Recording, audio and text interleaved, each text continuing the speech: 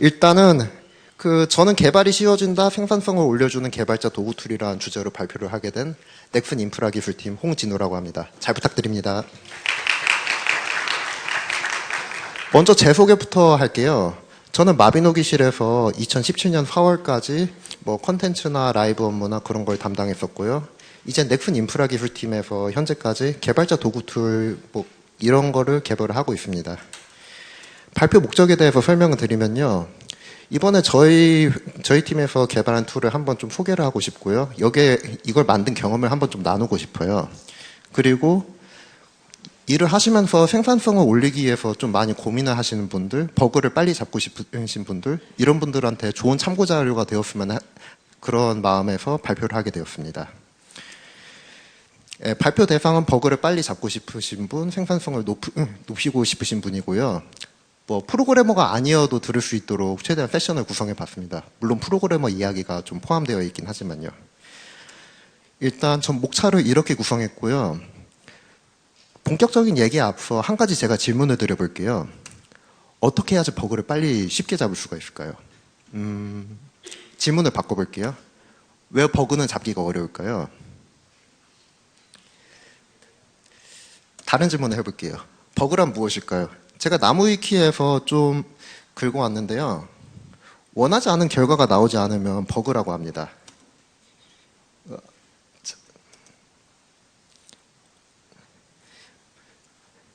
뭐 한번 예를 들어볼게요. 갑자기 서버가 죽었어요. 아니면 게임하다가 로그인 창으로 튕겼어요. 아니면 내 자켓가 너무 못생겼어요. 이런 것들이 다 버그예요. 그럼 어떻게 버그를 잡을 수가 있을까요? 사실 여러 NDC 세션에서 이런 주제에 대해서 많이 발표가 있었습니다. 뭐 라이브 게임 배포에서도 프로파일링하기, 뭐 디버깅. 제가 슬라이드 쉐어에서도 한번 검색을 해봤는데요. 디버깅이라는 주제로 한 5만 건 이상이 나오더라고요. 저는 이런 발표 주제나 뭐 그런 거를 하나의 공통 키워드로 묶을 수 있다고 생각을 해요. 물론 공통 키워드지 이게 전부다는 아닌 거고요. 공통 키워드는 원인을 찾는다라고 생각을 합니다. 그러면 원인을 찾으면은 그냥 다 되겠네요? 그럼 전 여기서 발표를 할 필요가 없겠네요? 사실 그렇진 않죠. 보통 현실은 뭐 버그를 잡기 위해서, 이슈를 잡기 위해서 낮에도 일을 하고 저녁에도 일을 하고 새벽에도 일을 하고 뭐 자면서도 일을 하고 그런 경우가 굉장히 많아요. 그 이유는 원인 추적이 어려운 버그가 종종 생기기 때문이에요. 저희 송창규 실장님 발표를 일부 발췌해 가지고 왔는데요. 불특정 상황, 측정 불가한 경우에서는 원인을 찾기가 어려워진다고 합니다. 그럼 다시 얘기를 하면은 버그를 잡기 힘든 이유는 원인을 찾기가 힘들어서라고 생각합니다. 그럼 왜 원인을 찾기가 힘들까요? 전 여기에 대해서 한 3가지 정도로 생각을 하고 있는데요. 첫 번째는 근거가 유실이 되었고, 두 번째는 정보가 흩어져 있고, 세 번째는 작업자의 시간이 많이 들기 때문이라고 생각합니다. 여기에 대해서 좀 더 자세히 설명을 드릴게요. 왜 근거가 유실이 되었을까요?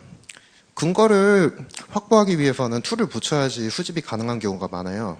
뭐 예를 들자면 내 PC에서 갑자기 게임이 느려졌어요. 이런 경우에서는 느려질 만한 근거를 빨리 찾아야 돼요. 뭐 보통 로그 툴이라거나 아니면 프로파일러라거나 디버거라거나 뭐 이런 것들을 잔뜩 붙여야 되죠. 그리고 정보가 흩어져 있는 경우가 많아요. 우연찮게도 이런 툴들을 다 써가지고 정보를 다 수집했다고 하더라도 이게 어떤 순으로 수집이 되었는지 확인이 좀 어려울 때가 많습니다. 어디서 어디까지 봐야 되지? 어느 순으로 봐야 되지? 이런 경우가 많아요. 그리고 어디에서 발생했는지 확인도 굉장히 어려워요. 뭐 예를 들자면 뭐 똑같이 정보를 수집을 했어요. 근데 어떤 클라이언트에서 발생한 걸까요? 그리고 이건 어떤 버전에서 발생한 걸까요? 그리고 마지막으로 작업자의 시간이 많이 듭니다. 앞에 설명드렸던 1, 2번을 하기 위해서는 개발자가 일일이 뭐 작업을 해야 되는 경우가 많아요. 뭐 툴을 붙인다거나 로그를 분석을 해야 된다거나 어떤 로그가 남았거나 뭐 콜스택이 남았다거나 재현 방법이 뭐라거나 뭐 이런 것들을 직접 확인을 해야 되고 이것 때문에 좀 잡기가 힘든 경우가 많습니다. 그러면은 다시 질문을 드려볼게요. 어떻게 버그를 쉽게 잡을 수가 있을까요? 저는 원인을 찾기 쉬워야 된다라고 생각을 합니다. 그럼 두 번째 주제, 개발자 도구 툴은 어떻게 버그를 확인하나요? 개발자 도구 툴이라고 했는데 과연 이게 무엇일까요? 클라이언트 개발 중 여러 실행 상황을 한눈에 보고 필요한 상황을 추적할 수 있도록 도와주는 보조 도구입니다. 설명이 어려운데요. 누가 사용할 수 있는지에 대해서 설명을 드릴게요. 개발자 도구 툴이니까 당연히 개발자가 사용할 수 있겠죠? 근데 개발자면은 너무 어려운 좀 힘든 사람만 사용 가능한 건가요? 사실 개발에 참여한 모든 사람들이 사용할 수 있도록 만들었습니다. 좀 더 쉽게 설명을 드리면은 툴을 시작을 하면은 자동으로 이런 노티 아이콘이 뜨고 이 노티 아이콘을 더블 클릭하면은 여기에 관련된 웹페이지가 띄워질 수 있도록 구성을 했고요. 웹페이지에 대해서 좀 자세히 설명을 드릴게요. 일단 저희는 빌드 이름, 그러니까 exe 이름이 되겠죠. 이거 별로, 그리고 빌드 타임 별로, 그리고 수행한 그 테스트 단위별로 이렇게 구분을 할 수 있도록 만들었습니다. 그리고 여기 앞에서 빨간 네모가 보이시죠? 이건 문제가 된 세션을 의미를 한데요. 어떤 세션이 문제가 되었는지, 어떤 세션이 문제가 안 되었는지, 그리고 플레이 시간은 어떻게 되었는지, 이거 별로 필터링을 할 수 있게 만들었습니다. 그러면은 이 항목을 클릭하면 어떤 게 나올까요? 일단 이런 식으로 웹페이지를 구성했고요. 왼쪽 상단에는 그 수집한 스크린샷이 나옵니다. 그리고 오른쪽 상단에서는 수집한 로그들이 이렇게 출력을 할 수 있도록 만들었고요. 하단에는 수집한 지표 정보들을 같이 연동할 수 있도록 만들었습니다. 이 정보들은 실시간으로 연동이 되고요. 보시면은 그 CPU, GPU 이런 기본 정보뿐만 아니라 연동을 하면은 은행 잔고나 대출 현황이나 그런 것도 확인이 가능합니다. 그리고 플레이 버튼을 눌러가지고 이걸 시계열 단위로 볼 수가 있고요. 시간 순대로. 그리고 특정 로그를 클릭을 해가지고 어떤 로그에 어떤 스크린샷, 어떤 문제 지표가 나왔는지 볼 수가 있습니다. 그러면 한 가지 또 질문이 있을 거예요. 이건 어디에서 사용 가능할까요? 개발 전용으로 그렇게 만들었어요. 사실 이걸 라이브 배포한다거나 그러면 신경 써야 될 게 굉장히 많아요. 예를 들자면은 개인정보 보호라거나 아니면은 데이터를 대량으로 수집을 하기 위해서 좀 더 구조를 바꿔야 된다거나 그런 일들이 있죠. 그것 때문에 기능이 제한된 일이 있다고 생각을 해가지고 개발 전용으로 했습니다. 일단 지금까지 좀 설명이 길었는데요. 시연 영상을 간단하게 보여드릴게요. 제가 적용한 게임은 오픈TTT라는 게임이고요. 옛날에 트랜스포츠 타이쿤이라는 게임을 오픈소스화 해가지고 만든 게임입니다. 네, 지금 게임을 실행을 하고 있고요. 실행을 했으면은 여기 노티 아이콘이 뜬 것을 확인하실 수가 있습니다. 예, 게임이 정상적으로 실행이 되었고요. 이제 웹페이지가 뜹니다. 웹페이지에서는 현재 어떤 세션을 실행시켰는지 이걸 확인할 수가 있고요. 네, 지금 게임이 잘 실행되고 있죠. 이제 인게임으로 한번 진입을 해보도록 하겠습니다.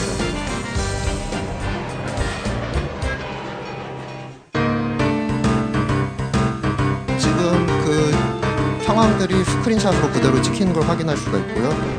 이번엔 은행 잔고를 줄여보도록 할게요. 시설물들을 폭발을 시키면 은행 잔고가 줄어들고요. 이 게임의 특징입니다. 그러면 이건 어떻게 연동이 되고 있을까요? 네, 그래프 항목을 보시면 혹시 안 보이시는 분들이 있을 것 같긴 한데 지금 그래프들이 실시간으로 반영된 것을 확인하실 수가 있습니다.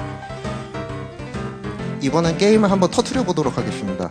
제가 게임을 빠르게 가기라고 하면은 강제로 크래시를 유발시키도록 했거든요. 그리고 이렇게 크래시가 났으면은 어떤 예외가 발생했는지 어떤 덤프가 남았는지 이걸 확인할 수 있도록 만들었고요. 이런 안내 메시지도 스크린샷으로 그렇게 같이 출력이 됩니다.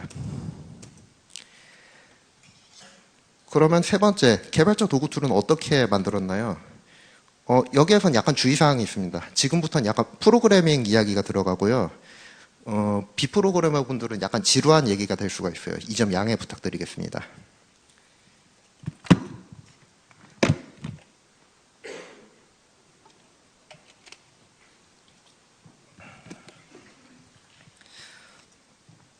네, 설명에 앞서서 이 전체 구성 요소에 대해서 한번 설명을 드려야 될 것 같아요.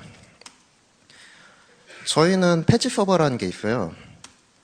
그리고 어떤 그 개인 클라이언트, 개인 PC에서 윈도우 부팅을 하면은 관련 바이너리들이 다 다운로드 받도록 되어 있고요.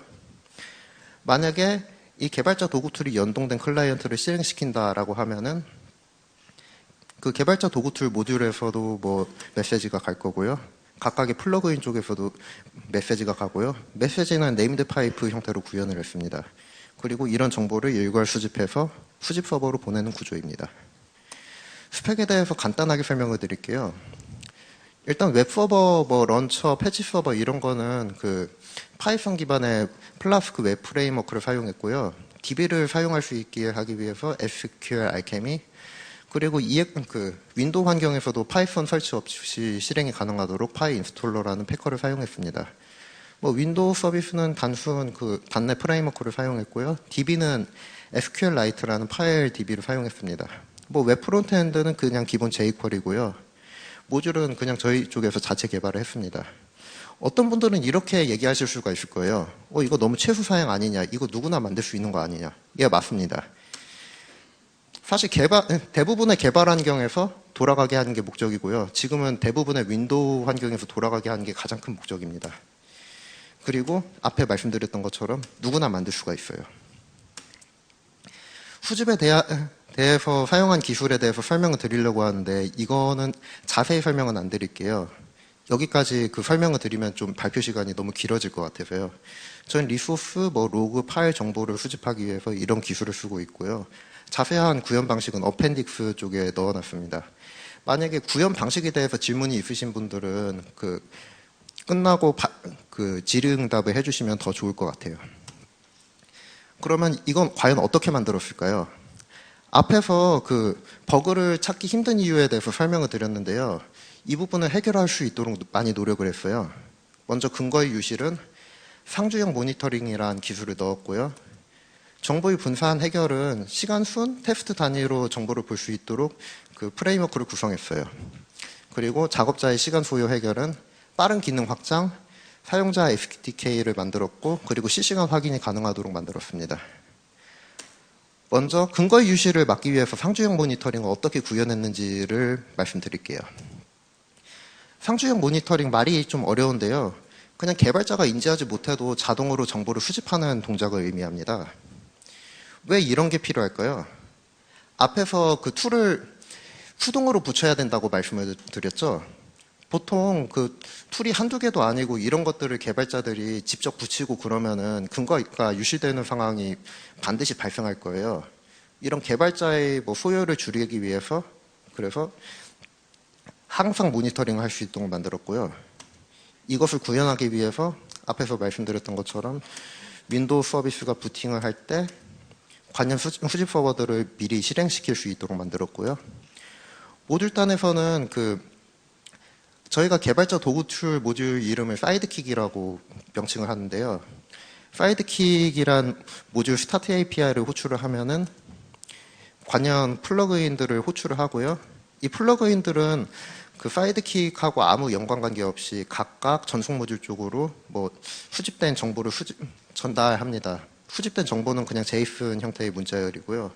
이런 정보를 수집해가지고 HTTP 형태로 전달을 하고 있습니다.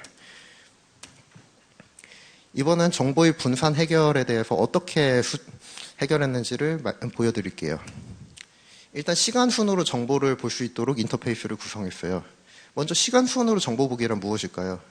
같은 시간 단위로 정렬하는 걸 의미를 해요. 이렇게 구성을 한 이유는 순서를 알아야지 해결할 수 있는 문제가 있기 때문이에요.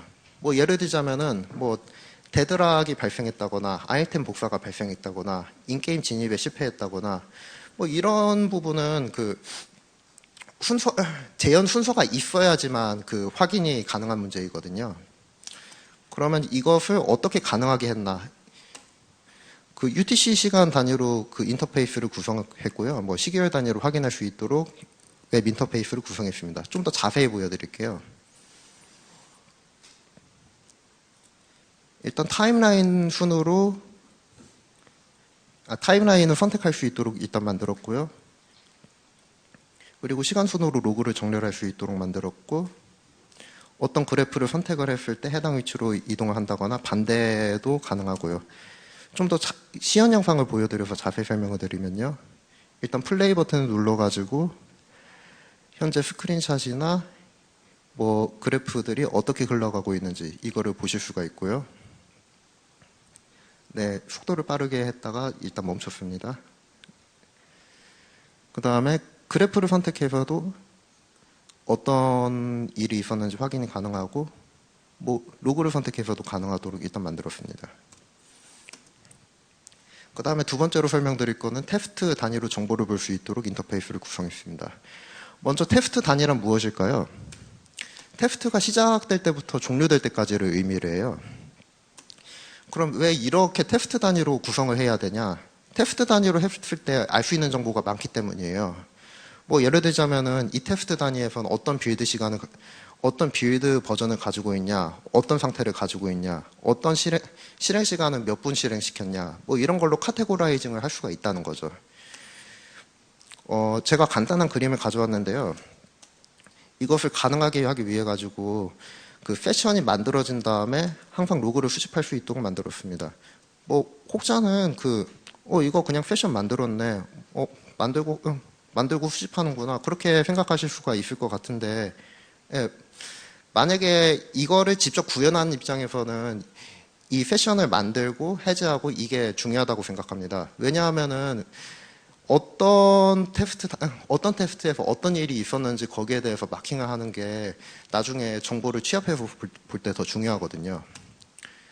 좀 더 자세히 설명을 드리면은 아까 보여드렸던 것처럼 지금은 그 비주얼 스튜디오를 한번 모니터링 해봤어요. 여기에 대한 EXE가 나오고요. 여기 빌드 타임이 이렇게 나오고요. 그리고 모니터링 단위 시간별로 그렇게 구분이 되는 걸 확인하실 수가 있습니다. 그리고 작업자의 시간 소요를 해결하기 위해서 좀 여러 가지 노력을 했습니다. 이제 절반 왔네요. 일단 빠른 기능 확장 축소를 할 수 있도록 만들었고요. 빠른 기능 확장 축소란 클라이언트 작업을 뭐 따로 하지 않아도 원하는 기능을 추가하고 삭제할 수 있도록 하는 거예요. 좀 더 쉽게 예를 들어 볼게요. 저희 쪽에서는 이런 기능을 디폴트로 제공을 하고 있거든요. 뭐 성능 모니터링을 한다거나, 뭐 스크린샷을 찍는다거나, 뭐 예외 이벤트를 뭐 감지를 한다거나, 덤프를 찍는다거나, 뭐 CLI를 실행을 한다거나, 이런 정보는 그 개발자가 쉽게 뺄 수도 있고요. 쉽게 추가를 할 수 있도록 만들었습니다. 이런 기능은 작업자의 시간을 아끼기 위해서 이런 피처가 필요했고요. 이걸 가능하기 위해서 마이크로 서비스 아키텍처라는 걸 적용했습니다. 좀 어려운 단어가 나왔네요. 마이크로 서비스 아키텍처란 무엇일까요? 뭐 작은 여러 개의 서비스들을 모아가지고 하나의 서비스를 만드는 방식을 의미해요. 좀 더 쉽게 설명을 드리면, 뭐 여러분들이 무슨 엔모 포탈을 만든다고 쳐봅시다. 그러면은 좀 여러 가지 기능이 있을 거예요. 뭐 검색 기능이 있다거나, 뭐 유저 정보를 뭐 얻어온다거나, 이런 기능들을 각각의 서버 형태로 만들고 이것을 취합해가지고 웹 서비스를 구성하는 걸 마이크로 서비스 아키텍처라고 합니다. 한번 비교를 해볼게요. 이거를 좀 더 쉽게 구성한다면 이런 기능을 하나의 서버에다가 몰아넣을 수가 있겠죠. 하지만 이렇게 했을 때 문제가 생깁니다. 예를 들자면 검색 기능에서 뭔가 문제가 생겼어요. 그러면은 이 구조에서는 이 검색 기능을 수정하기 위해서 전체 서버를 내려야 되겠죠. 하지만 지금 이 구조에서는 여기에 검색 서버를 하나만 내리면은 됩니다. 뭐 전체 웹 서비스에는 뭐 지장이 없을 거고요. 아니면은 뭐 예를 들자면 연예인 A씨가 결혼을 한대요. 그래가지고 검색 서버에 막 사람이 몰렸어요. 그래서 검색 기능을 확장을 해야 돼요. 지금 이거 같은 경우에서는 서버가 하나로 뭉쳐져 있기 때문에 이 서버 하나를 어떻게든 소문을 봐야 되는데요. 이건 간단하게 검색 서버를 여러 개 늘리는 형태로도 대처가 가능합니다.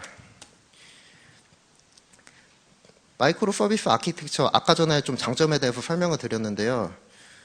장점은 각각 이렇게 돼요. 뭐 각각의 서버는 어떻게 구현이 되어도 상관이 없어요. 그리고 기능 확장 축소가 유리하고요. 그리고 전체 장애 빈도를 낮출 수가 있어요. 그러면 이 특징이 개발자 도구 툴에서는 어떻게 적용이 되었냐? 다양한 기능을 빠르게 접합을 할 수가 있었어요. 뭐 예를 들자면은 뭐 여러 훌륭한 상용 프로그램들이 있겠죠. 뭐 프로파일러라면 뭐 베리슬리피라거나 뭐 이런 기능을 보통의 케이스라면은 뭐 좀 어렵게 붙일 텐데 이것을 쉽게 붙일 수가 있었고요. 아니면 레거시 코드 같은 거를 뭐 그대로 붙인다거나 뭐 이런 경우도 쉽게 가능했어요. 그리고 기능 확장 축소가 유리했기 때문에 최소한의 클라이언트 작업으로도 기능 확장 축소가 가능했어요. 뭐 어떤 경우에서는 그냥 클라이언트 수정 없이도 그 원하는 기능을 추가한다거나 삭제한다거나 그런 것도 가능하고요. 장애 발생 빈도를 낮출 수 있다. 그 전체 서비스엔 영향이 없다고 설명을 드렸죠. 그렇기 때문에 대응하는 비용이 감소할 수가 있어요. 이걸 통해 가지고 빠른 기능 확장 축소가 가능했다고 생각합니다. 실제 구현에 대해서 설명을 드릴게요. 일단은 저희는 사이드킥 모듈이라는 게 있고요. 이 사이드킥 모듈에서는 각각의 플러그인을 통신하기 위해서 뭐 제이슨 문자열 같은 거를 넘겨서 이벤트 제어나 뭐 그런 걸 통신할 수 있도록 합니다.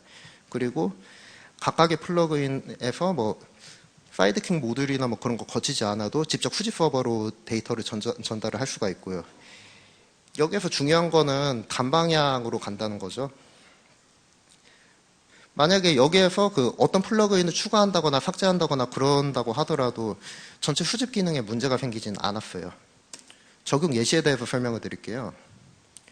저희는 기능을 일종의 DLL 형태로 그렇게 뺐는데요. 뭐 예를 들자면은 뭐 이런 플러그인을 빼고 싶다. 아니면 뭐 덤프 생성하는 걸 빼고 싶다. 아니면 추가를 하고 싶다. 이럴 때 빌드는 그냥 DLL을 추가하고 삭제하고 이것만으로도 가능했어요. 그 다음에 설명을 드릴 건 사용자 SDK입니다. 좀 말이 어려운데 이걸 좀 더 쉽게 풀었으면요. 개발자 도구 툴에서 지원하는 그 SDK를 의미합니다. 뭐 로그나 파일이나 그래프나 뭐 이런 거를 지원을 하고 있고요. 이건 안타깝게도 클라이언트 추가 빌드가 필요합니다. 이게 필요한 이유는 작업자가 원하는 정보를 쉽게 확인을 할 수가 있다는 거예요. 예를 한번 들어볼게요. 내가 뭐 보스몬스터 기획자이고 새로 뭐 보스몬스터를 추가를 했어요. 근데 이 몬스터가 얼마나 뭐 사람을 잘 죽이는지 뭐 이런 걸 한번 보고 싶어요. 아니면 난이도가 얼마나 적정한지를 보고 싶어요. 보통의 경우에서는 뭐 로그 정보나 아니면 직접 육안으로 본다거나 그렇게 해서 확인을 할 텐데요. 저희 쪽에서는 이런 거를 시각화를 쉽게 할 수 있기 때문에 좀 더 밸런싱이나 아니면 뭐 개발자의 상황이나 뭐 그런 걸 보기 쉽다라고 생각을 하고 있어요. 이걸 구현하기 위해서 아까 전에 플러그인 얘기를 좀 드렸는데요. 여기에서는 클라이언트를 하나의 플러그인이라고 간주를 하고 여기에서 메시지나 뭐 정보를 보낼 수 있도록 그렇게 설정을 했습니다. 그리고 작업자가 이 플러그인을 직접 만들어야 되는 소요가 있을 것 같아가지고 뭐 설정 없이 할 수 있도록 기본 API를 뭐 제공하고 있고요. 그냥 쉽게 설명을 드릴게요. 뭐 저희가 만약에 어떤 로그를 남기고 싶다라고 하면은 이런 send 클라이언트 텍스트 로그라는 뭐 그런 API 한 줄만 호출하면 이런 식으로 로그가 남을 수가 있고요. 같은 단위에서요. 아니면 그래프를 출력하고 싶다라고 해도 뭐 똑같이 될 겁니다.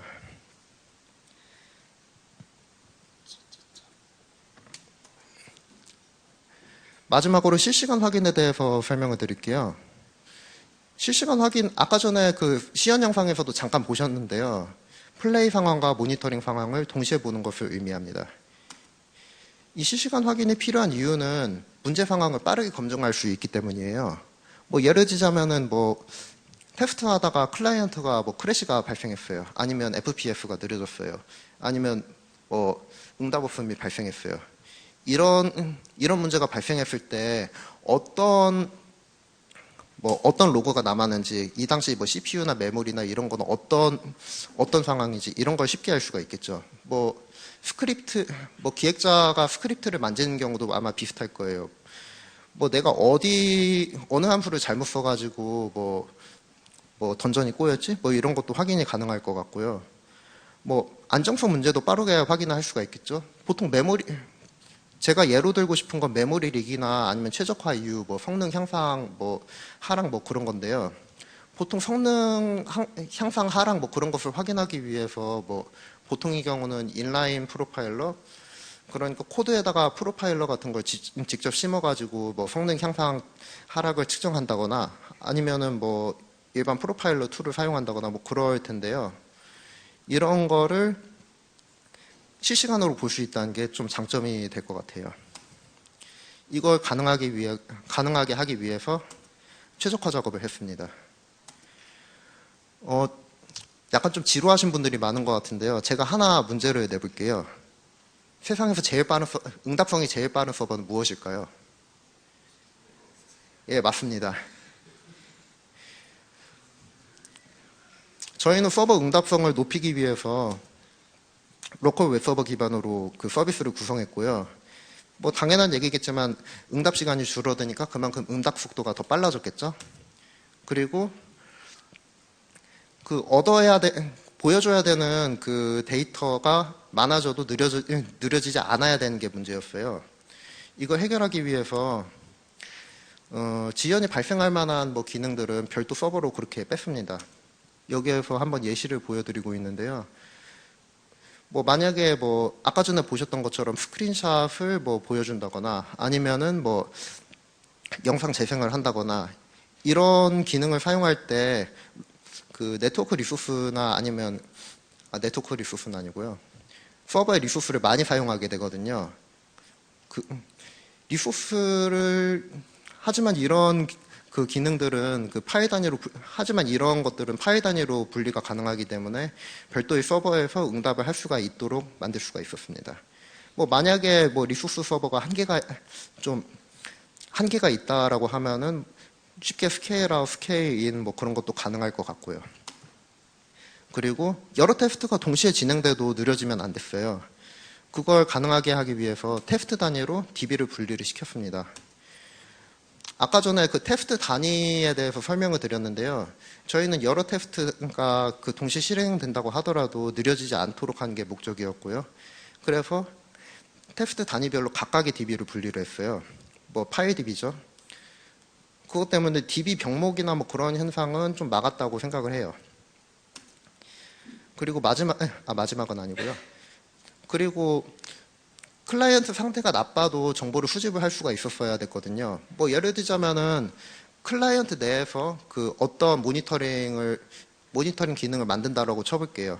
그러면은 클라이언트가 뭐 디버그 상태라거나 아니면 클라이언트가 뭐 갑자기 종료가 되었다거나 그러면 그 당시에 로그는 확인하기가 힘들 거죠. 이걸 하기 위해서 별개의 프로세스에서 정보의 전송을 담당하도록 그렇게 만들었습니다. 아까 전에 간단히 설명을 드렸는데 플러그인 쪽에서 네임드 파이프 형태로 해서 그 수집된 정보에 대한 제이슨 문자열을 전달할 수 있도록 했고요. 샌더라는 쪽에다가 이거를 받도록 해놨는데요. 샌더에서는 이 정보를 하나로 취합해가지고 HTTP 요청을 보내도록 했습니다. 그리고 마지막으로 수집할 정보가 많아져도 느려지면 안 되도록 했어요. 이 얘기가 어떤 얘기냐 하면요. 여기에서 이 빨간색 화살표가 점점 많아져도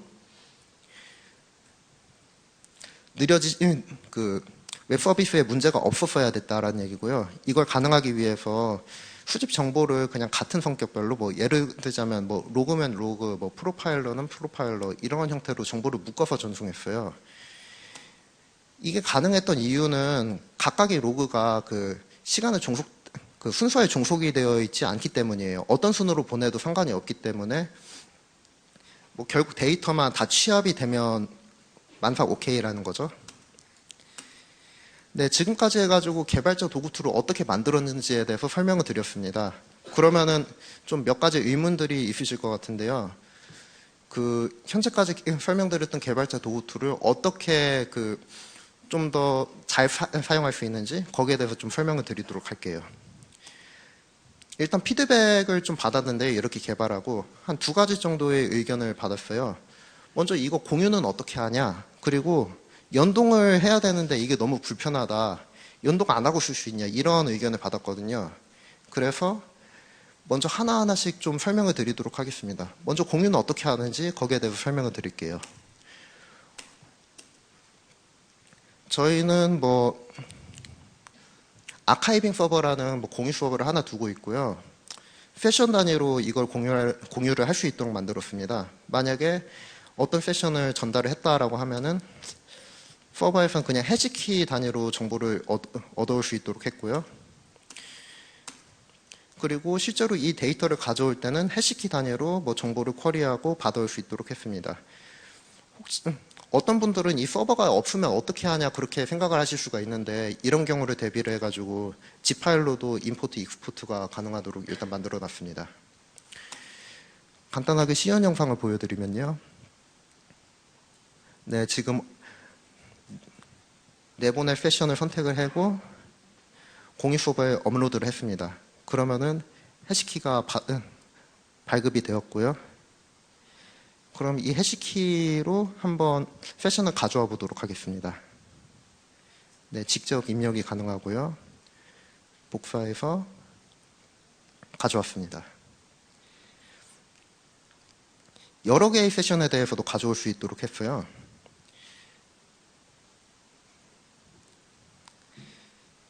지금 여러 개의 파일을 선택을 해가지고 키 형태로 만들었고요. 이거를 드래그 인, 드래그 아웃을 하면은 여러 세션에 대해서도 가져오는 게 가능합니다. 이 키 파일은 여기에서만 만들 수 있는 건 아니고요. 여러 파일을 공유를 하기 위해 가지고 일단 만든 거기 때문에 공유를 원하시는 분들이 직접 만드는 것을 생각을 했습니다. 그 다음에 연동을 안 하고 쓸 수가 있을까요? 사실 이게 좀 많이 이슈가 되겠죠? 만약에 이거를 어쩌지 해가지고 붙여가지고 잘 테스트를 했었는데 유저한테 배포된다거나 그러면 좀 큰일이 날 수도 있잖아요. 아니면은 예를 들자면 상용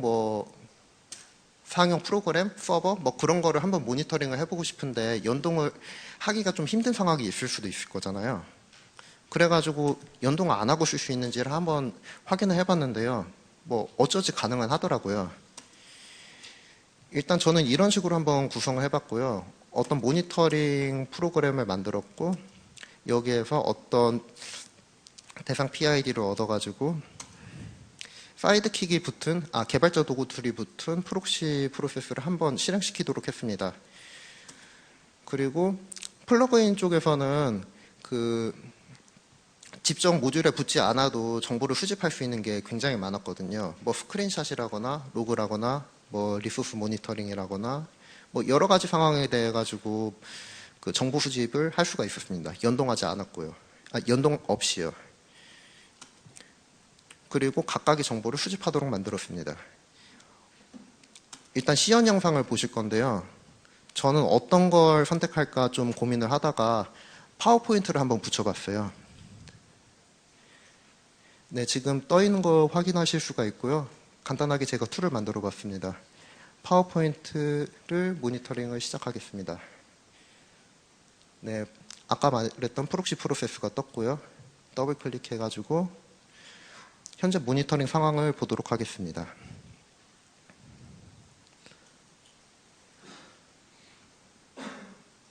네, 지금 스크린샷이 잘 나오고 있는 걸 확인하실 수가 있고요. 이게 실시간으로 연동되는지 확인하기 위해서 페이지를 여러 개 한번 넘겨보도록 할게요. 자, 이제 한번 내려보고, 네.